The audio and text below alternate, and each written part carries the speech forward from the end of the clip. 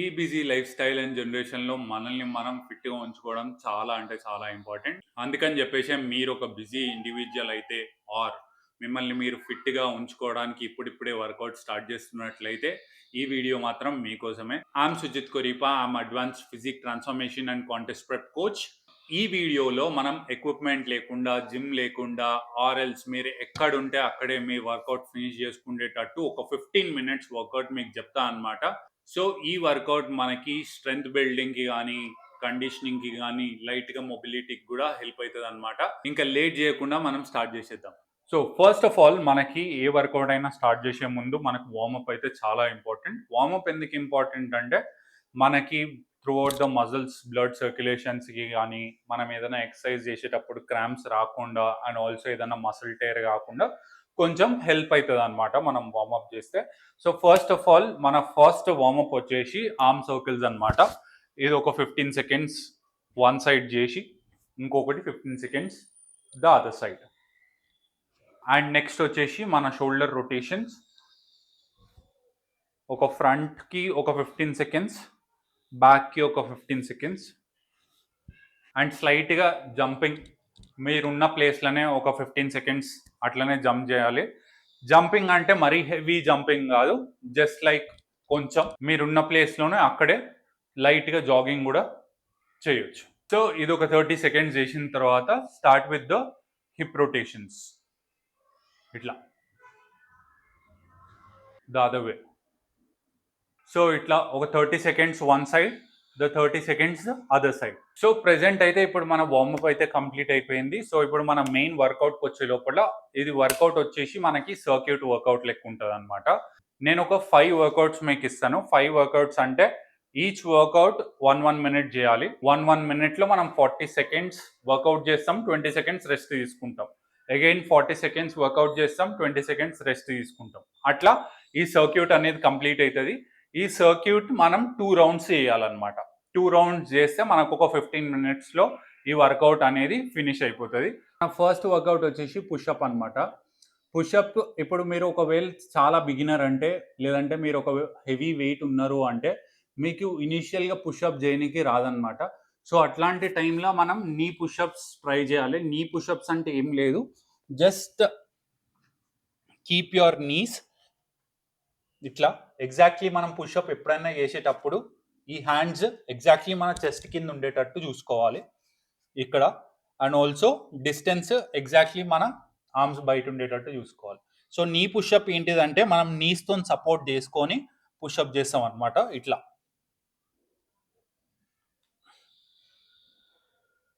Two. ఇది basic push up. నార్మల్గా మొత్తం లెగ్స్ తోటి ఇట్లా చేస్తాం అనమాట. సో ఇది బేసిక్ పుషప్ అండ్ ఆల్సో నీ పుషప్. ఒకవేళ మీరు బిగినర్ అయితే మీ వల్ల నార్మల్ పుషప్ సపోర్ట్ చేయకపోతే మీరు నీ పుషప్స్తో స్టార్ట్ చేయండి. అండ్ దెన్ గోయింగ్ ఫార్వర్డ్ మీరు నార్మల్ పుషప్కి కూడా షిఫ్ట్ అవ్వచ్చు. ఈ పుషప్స్ మీరు 40 సెకండ్స్ చేయాలి, 20 సెకండ్స్ రెస్ట్ తీసుకోవాలి అండ్ నెక్స్ట్ వర్కౌట్కి స్టార్ట్ అయిపోవాలి. సో మన సెకండ్ ఎక్సర్సైజ్ వచ్చేసి మన బాడీ వెయిట్ స్క్వాట్స్ అనమాట. మన బాడీ వెయిట్ స్క్వాట్స్ ఎట్లా చేస్తామంటే same to same like situp. So ఇట్లాంటి ఒక chair or else anything, sofa మీద అన్నా కానీ ఆర్ ఎల్స్ చిన్న టేబుల్ మీద అయినా కానీ ఫస్ట్ మీరు దాని మీద just SIT and stand, SIT and stand.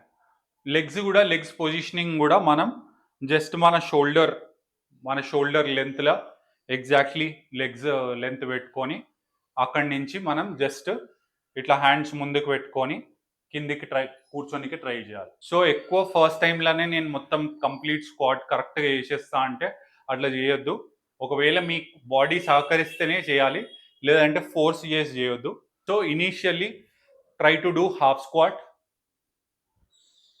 ఆ తర్వాత మనకు అలవాటు అయ్యే కొద్దీ కిందికి ఫుల్ స్క్వాట్ చేయడానికి ట్రై చేయాలి. పర్ఫెక్ట్ స్క్వాట్ ఎట్లుంటుందో నేను ఇప్పుడు చూపిస్తా.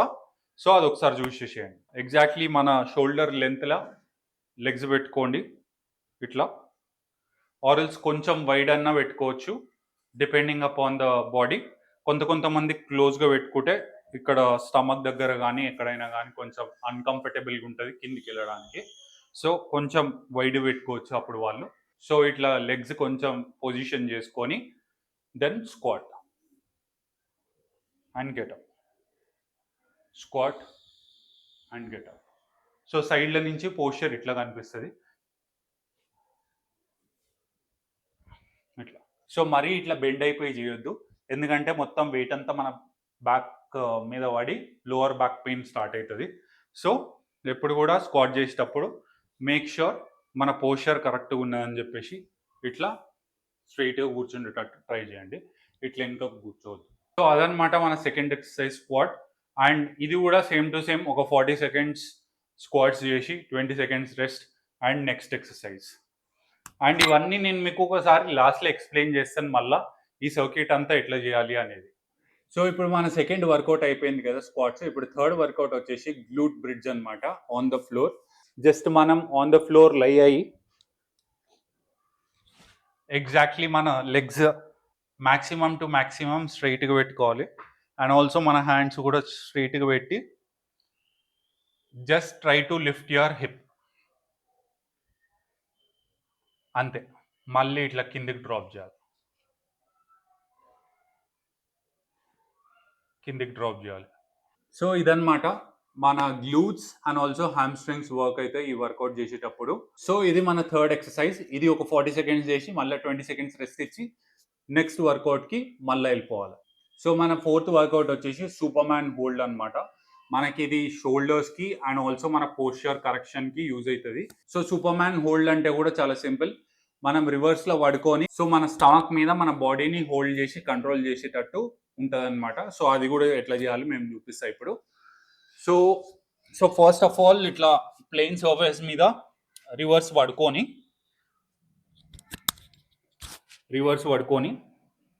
Just keep your hand straight and also legs straight. Try to lift your hands like this and legs like this, అంతే. ఒక 5 సెకండ్స్ లిఫ్ట్ చేసి 1 సెకండ్ డ్రాప్. ఇదన్నమాట సూపర్ మ్యాన్ హోల్డ్. సో ఒకవేళ ఇది అవ్వలేకపోతే రివర్స్ నో ఏంజల్ ఆ exercise కూడా చేయొచ్చు అనమాట. అది కూడా సేమ్ టు సేమ్ ఇట్లానే రివర్స్లో పడుకొని మీరు ఇక్కడ హ్యాండ్స్ లిఫ్ట్ చేసారు కదా, ఈ హ్యాండ్స్ లిఫ్ట్ చేయకుండా ఇట్లా.